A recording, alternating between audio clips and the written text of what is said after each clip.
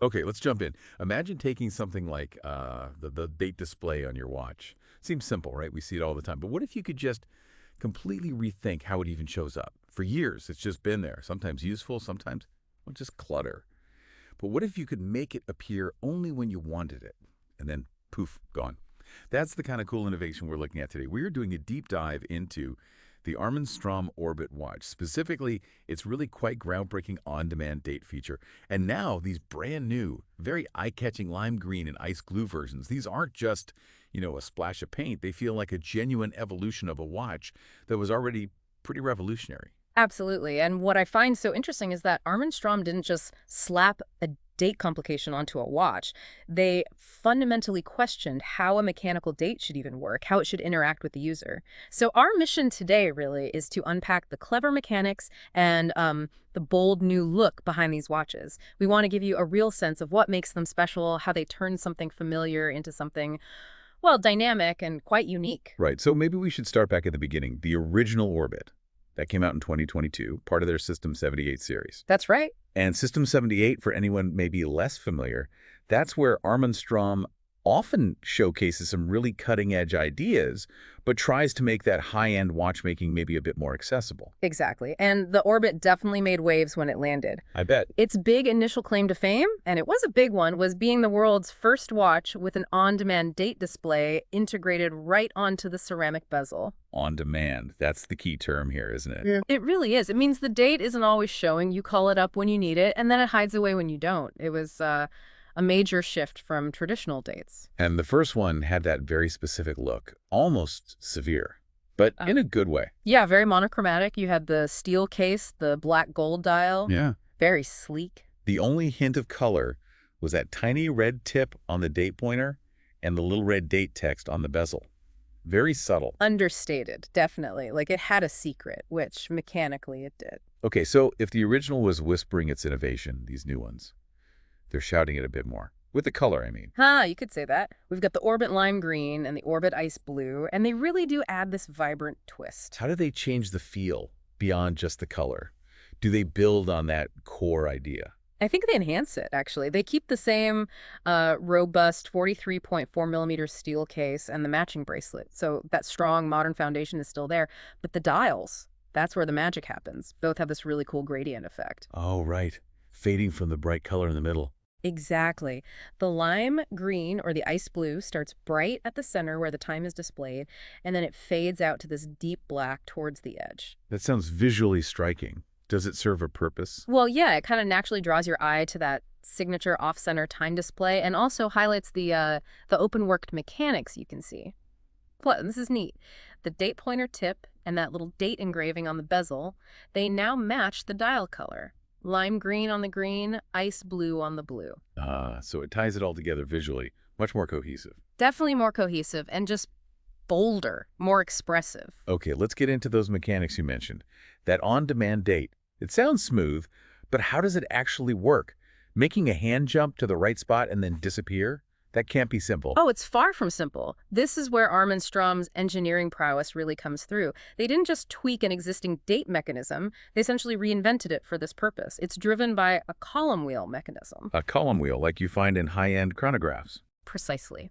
Which is known for that really crisp, reliable action. Using it for an on-demand date function like this, that's highly unusual and technically very demanding. Why use that instead of something simpler? Because you need absolute precision and reliability. You're activating and deactivating this constantly. A simpler cam system might not offer the same tactile feel or long-term durability.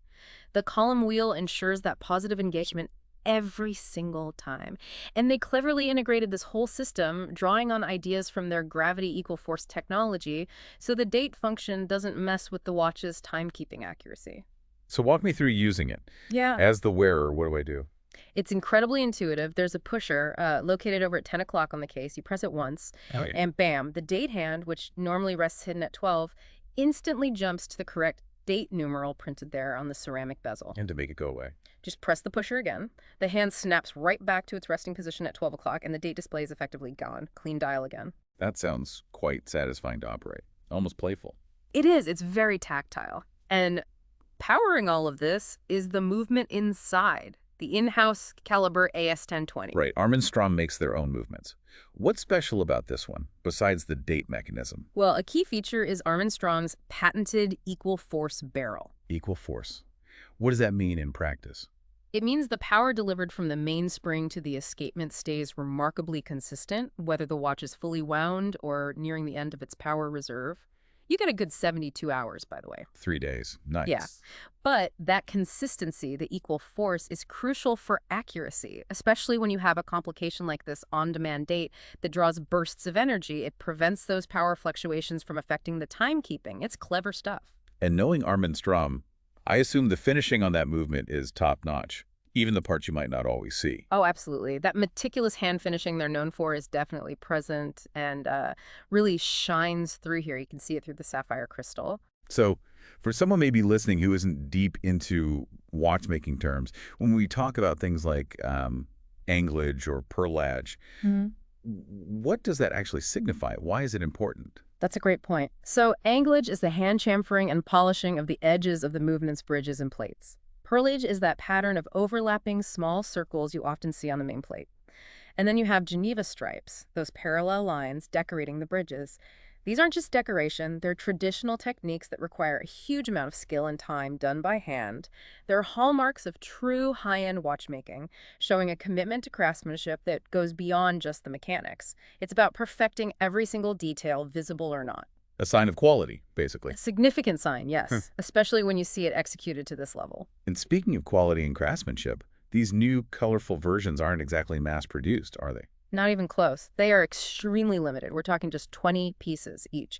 20 lime green, 20 ice blue. That's it. Wow, only 20. That really ramps up the exclusivity factor. It certainly does.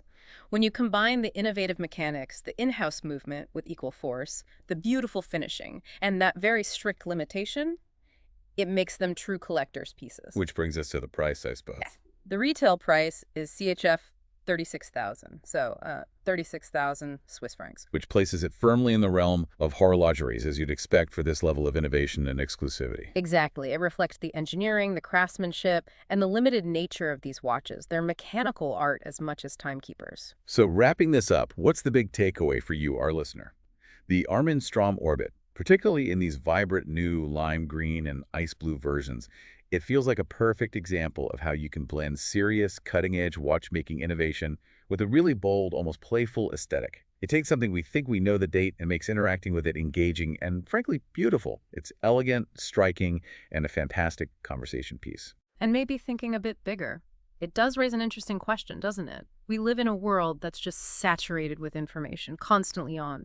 Screens everywhere, notifications pinging. So what kind of value should we place on designs, like this watch, that deliberately allow us to choose when we see information, that let us switch it off, declutter our view? Could this idea of information on demand, controlled by the user, influence how we design other personal tech in the future? Something to think about. That is a fascinating thought, giving us back a little control in our information-heavy lives. Definitely something to ponder. I thank you for joining us on this deep dive into the very cool, very colorful Armin Strom Orbit.